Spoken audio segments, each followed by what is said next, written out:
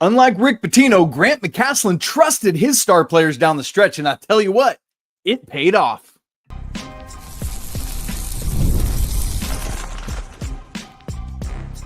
You are Locked On College Basketball, part of the Locked On Podcast Network.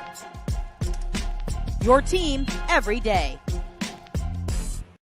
Hey there, what's up? Welcome into the Locked On College Basketball Podcast, the only daily national college hoop show out there. We are coming at you live just after the Arkansas-Texas Tech game ended to wrap up the first night of Sweet 16 action. And boy, Andy, we are ready to cook. What an electric end to the first night of the second weekend. We're your hosts. This is Andy Patton. I'm Isaac Shaden. You're joining us at the place to get your college basketball content every single day. Thanks so much for making us your first listen or watch. We want to remind you, you can catch every single one of these episodes ad-free on Amazon Music. Special shout out to all the everydayers joining us. Of course, all the great members of the Locked On College Basketball Discord as well. This episode is brought to you by 5 Hour Energy. Head on over to 5hourenergy.com to choose from over 15 different flavors. Need one right now? No worries. Grab a 5 Hour Energy shot at your local grocery or convenience store. Stock up today and stay energized. Coming up on the show, Andy, we got some great stuff to talk about, mostly from the bookends of the night. The meat of the Sweet 16 sandwich, if you'll allow me that, was a little dry. I'm not going to allow you that. I don't like that. Fine. Analogy deleted, and we move on. Anyway, Texas Tech stuns Arkansas with a massive comeback. Our Alabama started the night with literally the historicest, I'm making that word happen now, 3-point shooting we've ever seen in the NCAA tournament. And we had some one seeds winning in between of all that stuff. So Andy, a fun night, but we got to start out in the Bay, not literally in the Bay. That sounds really wet and Alcatraz-y. But we got to start in San Francisco, where it looked like Arkansas for the second weekend in a row was going to use their length and athleticism to knock off a better seeded team. Texas Tech comes storming back, knocks off the Hogs in overtime, 85-83. Andy, lots to unpack from this game, including Coach Cal's coaching decisions at the end of both regulation and overtime. But before we get to that, what was interesting about this game was multiple starters for Texas Tech were struggling, and boy, did they really show up when it mattered at the end of the game. Particularly, I'm thinking about Elijah Hawkins and Darion Williams. Andy, what did you make of that?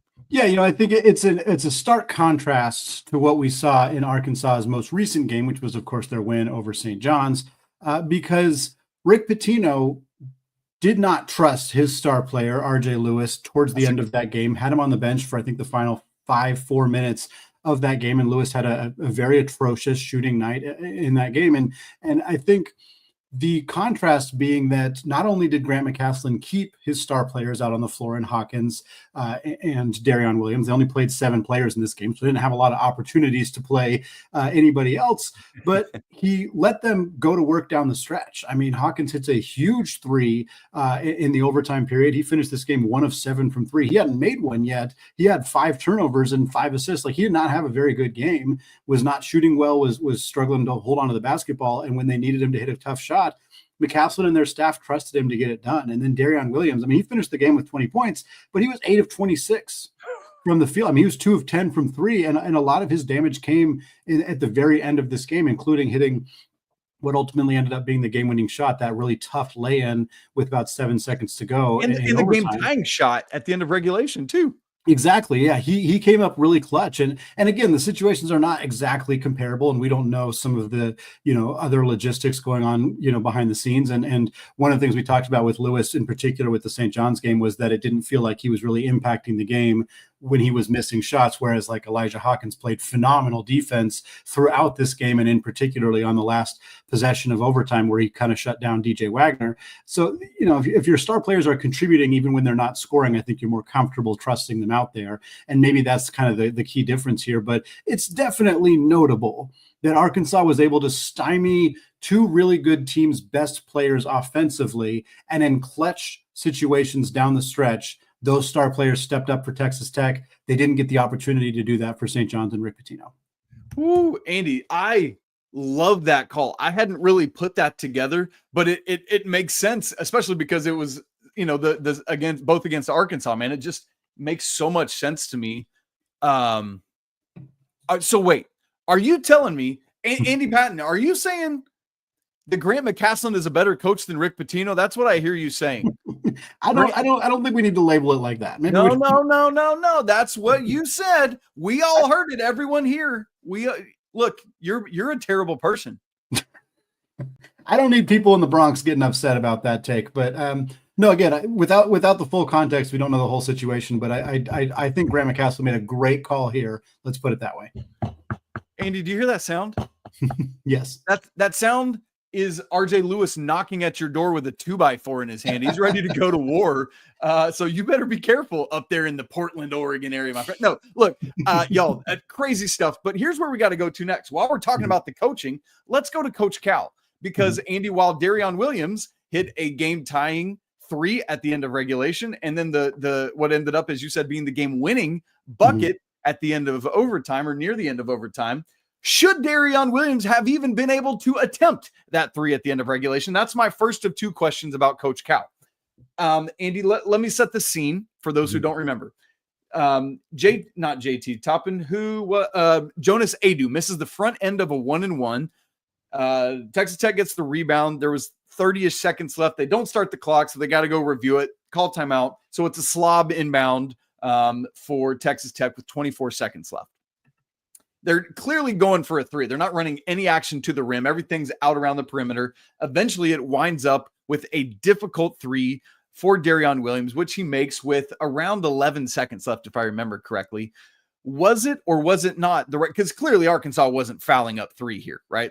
Like they would have done so, and it would have been obvious. They weren't even attempting to do that. They're just switching everything, trying to stave it off. Right call or wrong call? I think it was probably the right call. I mean, Texas Tech didn't shoot it well from 3 in this game. Like we said, Williams was finished the game 2 of 10. Hawkins finished the game 1 of 7. Christian Anderson was kind of the only shooter who really had a good game, 3 of 9. Texas Tech, they weren't shooting it well. Arkansas has the length, the athleticism defensively. I mean, I understand the argument, and I think that there's certainly an argument saying, yes, you should always foul up 3, and in this situation is no different. You should have done it. But I can understand why Cal didn't do that in this situation. And a player who is having a super off night hitting a clutch 3 in that situation is, I mean, I say something you want to live with. You're not going to feel good about it, but it's not exactly the worst case scenario for Cal. Yeah, I'm with you. I would not have fouled here. It doesn't make sense. Time, like scenario, it makes sense. But with where the clock was and how this possession went, because Darion Williams went so early on the 3, it's the right way. Now, the other question is the end of overtime. And Andy, let's just say before I even mention this, these teams were trading blows at the end of overtime. Yeah. That little spun in layup DJ Wagner had was absurd, dude. JT Toppin had a couple big buckets in the I mean, just both teams making shots. That's what you want overtime to be. It was incredible, so fun. But Darion Williams makes a shot with 7.3 seconds left to go. Both teams, by the way, had a timeout. Coach Cal chooses not to use his, lets his team inbound the ball, come up the court, and then things go a little awry in the front court and still doesn't use his timeout. Andy, again, I ask you, right or wrong decision by Coach Cal? I think he made the right decision in the sense that once the shot went in from Williams and there were 7 seconds left, I wouldn't have called the timeout right then. I think you have a guard who can get up and down the floor really fast in DJ Wagner. I think you'd rather not let Texas Tech set up their defense and be able to, have that timeout and come up with a plan and a strategy. I think you'd rather try to catch them on their heels, get downhill, try to get towards the rim. Again, both teams were trading blows. You were finding ways to score by playing a fast-paced style. I think that was the right call. I think, unfortunately, the amount of time that was left on the clock put them in a position where as soon as Wagner crossed half court, he kind of looked over towards John L. Davis. John L. Davis and Carter Knox were, for some reason, standing right next to each other. Arkansas's other 2 players were both standing under the basket. There was nowhere for Wagner to go. He couldn't drive into 3 defenders in traffic. He couldn't kick the ball to Davis or Knox because they weren't really open. And at that point, he had to settle for trying to take Elijah Hawkins one-on-one off the dribble. He ends up taking a 17-foot contested mid-range jumper and doesn't make it.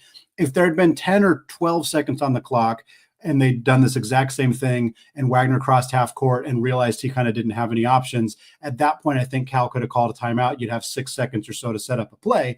But in this case, they only had about 1.5 or 2 seconds. You can't call a timeout that late. Wagner had to go. So I think it was just an unfortunate kind of spot in the clock where they just didn't really have the opportunity to do anything different than what they did. I don't dislike the decision to not call the timeout there. It just didn't work. Again, I think if you told Cal, hey, I know what's going to happen, it's going to be DJ Wagner taking a 17-footer with Elijah Hawkins in his face, Cal would say, okay, give me the timeout. I don't want that. I want the timeout. But I think it was the right call. It just didn't pan out this time.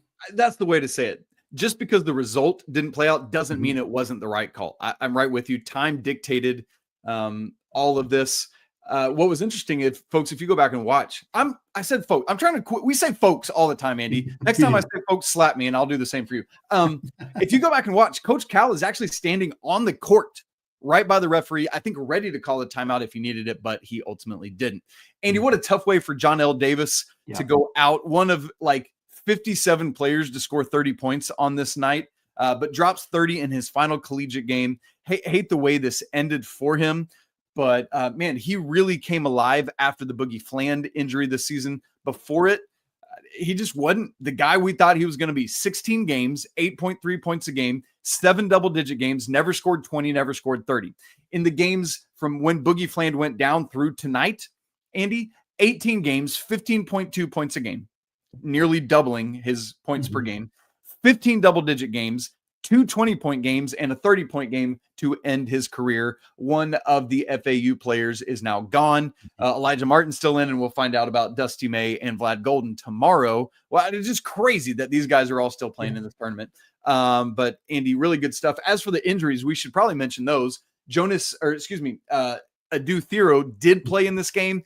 Didn't play much, wasn't really impactful. Same is true, unfortunately, for Boogie Fland, who is back now in his third game. On the other side of it, no Chance McMillan, still, Andy, for Texas Tech. I would imagine that probably means we're not going to see him Saturday against Florida.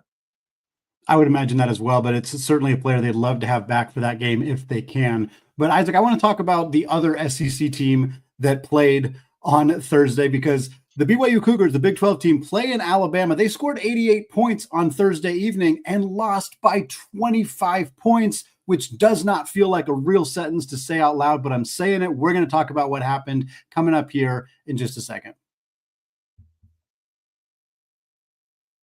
But first, we are all about the stats here at Locked On, because numbers, they do not lie. And when it comes to the all-new Nissan Armada Pro 4X, the numbers are on an MVP level.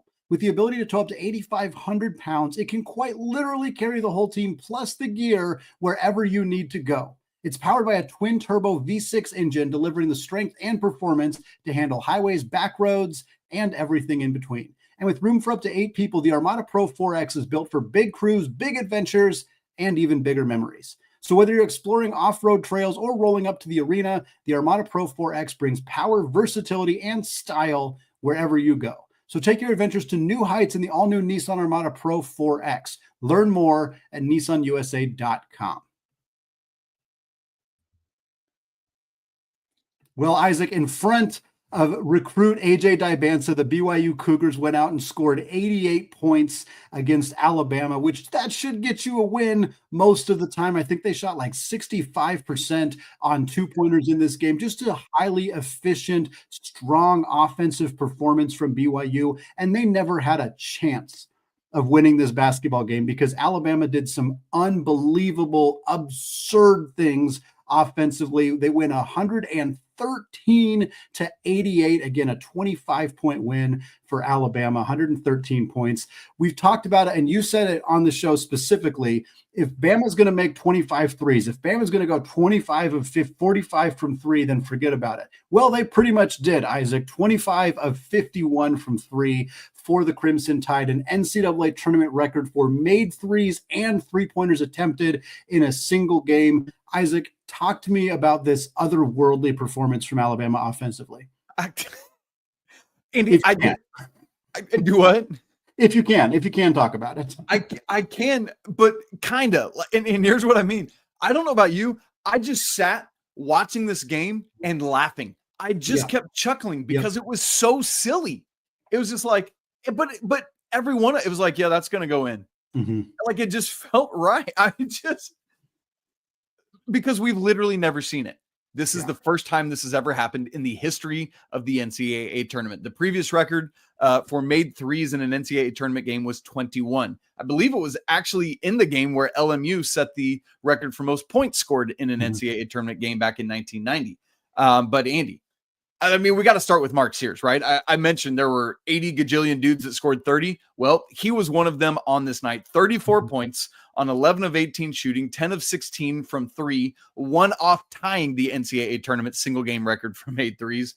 Perfect at the free throw line, 3 rebounds, 8 assists, 3 turns, and 3 steals in 31 minutes. Andy, this is, we want to see the biggest performances from the best players on the biggest stages, and Mark Sears absolutely delivered every bit of that, leaving no doubt in our minds that this was absolutely bonkers what happened. I like the amount of different fun facts that I've already found about this game and this performance from Alabama. Like I was telling you before we hit record, we'll talk about Duke, Arizona in a second. Both those teams shot extremely well from three. If you add up their total number of makes and 3-point attempts, it doesn't equal what Alabama did in a single game. I just saw that Alabama as a team shot 10 of 15 on 2-pointers. As a team, they shot 10 of 15 from 2. Mark Sears, 10 of 16 from 3. So Mark Sears had the same number of makes and more 3-point attempts than his entire team had 2-point attempts and makes, which is just absurd. Like Alabama had a game plan, and it was a darn good game plan because BYU just could not rotate fast enough. They could not find shooters. I mean, some of this was just them hitting absurdly tough shots, but there was Kevin Young would tell you, there were way too many open looks. There was way too many open looks for Alabama. They're probably not going to make 25 threes very often. I think they might have to if they want to advance another round because they're going to play the Duke Blue Devils in that next game. But this was just an extraordinary, like you said, I was just laughing. There was a stretch. I mean, there was a lot of stretches in this game where they just went crazy, but there was one stretch middle of the second half, I think like eight or so minute mark where they just hit like 4 in a row in like what felt like less than 90 seconds of gameplay. Like it was just happened so fast. They had 100 points with 6 minutes left in the second half. Like they just did some unbelievably insane stuff in this game. Great season from BYU and not even a bad game, certainly not a bad game offensively for BYU, but they just could not hang with what Alabama was doing offensively in this one. Here's another crazy stat. It's the first time, Andy, in NCAA tournament history that a team has made 25 threes while AJ DeBanza was sitting courtside. That is an insane fact. No. You're right. Here's something that's nuts to me. Like I was thinking about it. Chris Youngblood goes 5 of 11 from 3. Mm-hmm. Aiden Holloway goes 6 of 13 from 3. Yeah. On any other night, we are raving about both of those performances. They're afterthoughts in this game because of what Mark Sears did. We also need to mention Grant Nelson, been watching his knee. He did not do much in this game. Played 25 minutes, sure, but was 6 points on 3 of 8 shooting, 0 of 3 from 3. Did have 10 rebounds, 3 assists. And Andy, what I can't figure out with this, with Grant Nelson, sometimes he just kind of no-shows, like in a normal scenario. And so I don't know whether to make of this that this is injury-induced or if it's just one of Grant Nelson's games where he doesn't really do a ton. Yeah, I think he had to work pretty hard defensively in this game. I think he was handling Fousseyni Traore coming off the bench for BYU, who had a nice game, 9 points, 3 of 4 shooting, and then some combination of Kaita and Mag in the front court. I think he was probably just fairly focused defensively in this one. But yeah, again, when you have 3 guys who all make 5 or more threes in a game, I guess you don't really need a lot of offensive performance from a guy like Nelson. But I am curious to see how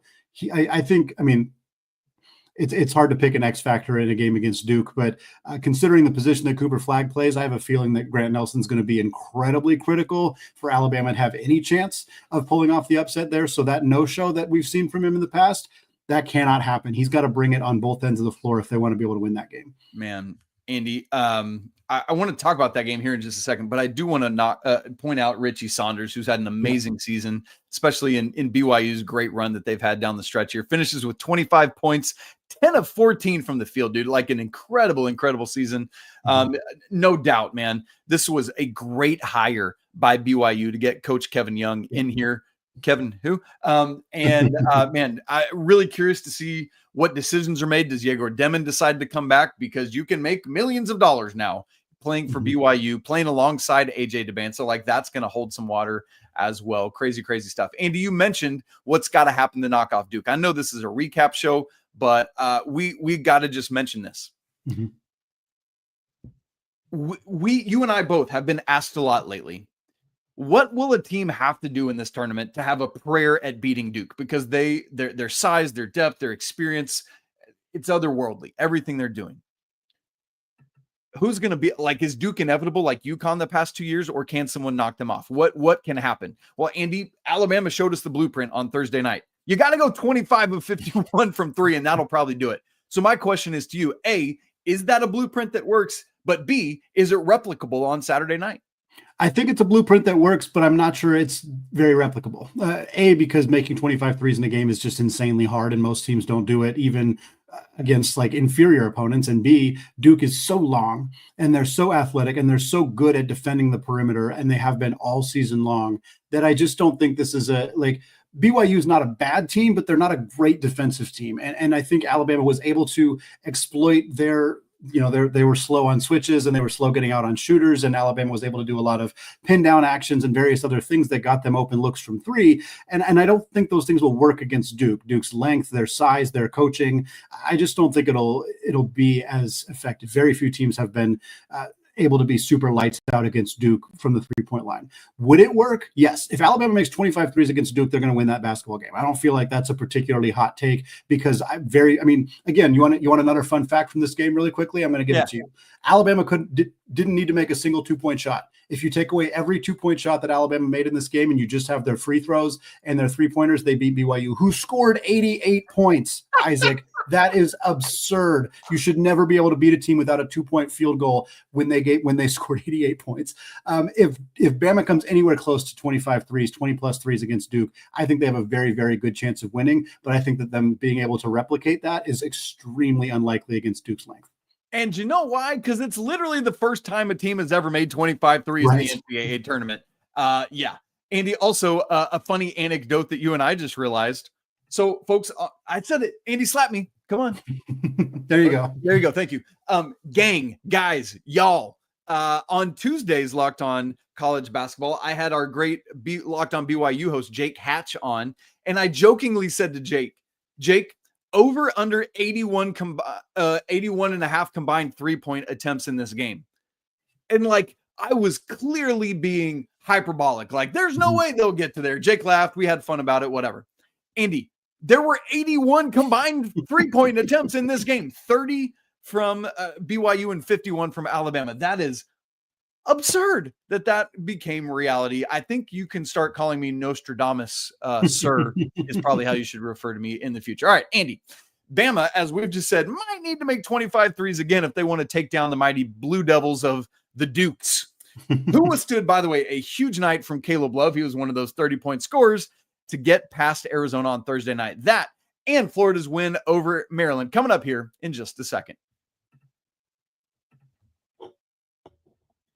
Right after I tell you about our friends at 5 Hour Energy, who are saints this time of year, I will tell you that very much, because daylight savings has snuck up on us again. And if you're feeling that lost hour of sleep, 5 Hour Energy has your back. The extra sunshine means more time for fun, but sometimes you need a little boost to power through. So whether you're staying up late with us after the NCAA tournament games are over, you're squeezing in a round of golf after work, or just trying to keep up with your busy day, 5 Hour Energy gives you that quick, refreshing pick-me-up whenever it is you need it.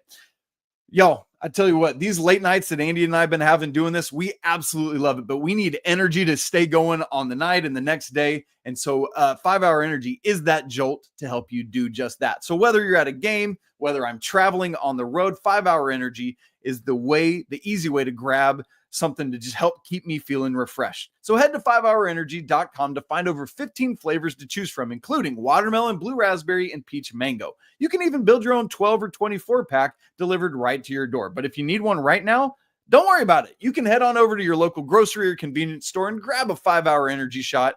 They're everywhere. Stock up today and stay energized. And we got just about 5 minutes left in the show, so we need to fly through these things here. Let's start with Duke and Arizona. Duke, 100 century mark. Arizona, 93. We had a couple of 30-point scores in this game. led by Andy. We got to start with all due respect to Caleb Love, whose great career and the Caleb Love experience is over, Andy. Never again will we utter those words. I'm sure we'll find a way to work it in, but we got to start with Cooper Flagg.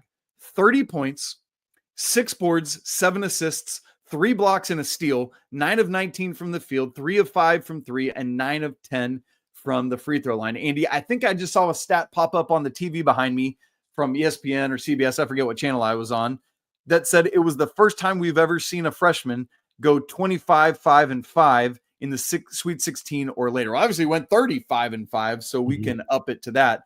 I just literally historic what Cooper Flagg is doing. Andy, how crazy is this freshman from Duke? Yeah, I think the overall line, the 30 points, 7 assists, 6 boards with 3 blocks and a steal. I don't think it's ever been done like in an NCAA tournament period. Like Cooper Flagg is setting actual records here with this performance.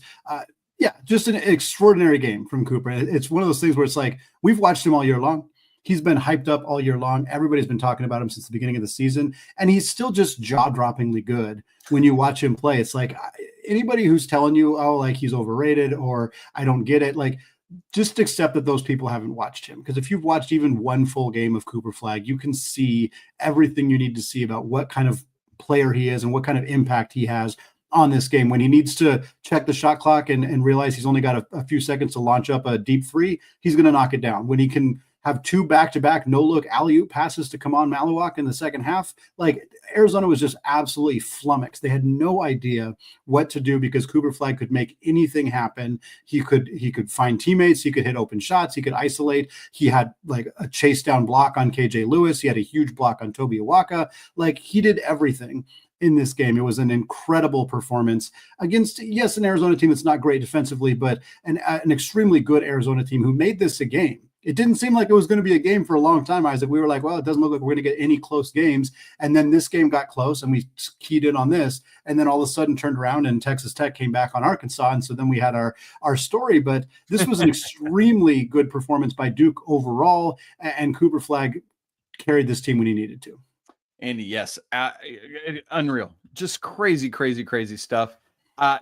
Tonight's not the time to have this conversation, but the Tommy Lloyd storyline of like great regular seasons and not being able to get past the Sweet 16 carries on. I didn't expect it with this team, though, to be fair, as we have the previous 2 seasons. But what a phenomenal start for Tommy Lloyd at Arizona. Andy, for Duke, I mean, if they're going to do all this and go, as you said earlier, 11 of 19 from 3, 57%. I mean, it's unfair what they have at their disposal. We'll see what happens.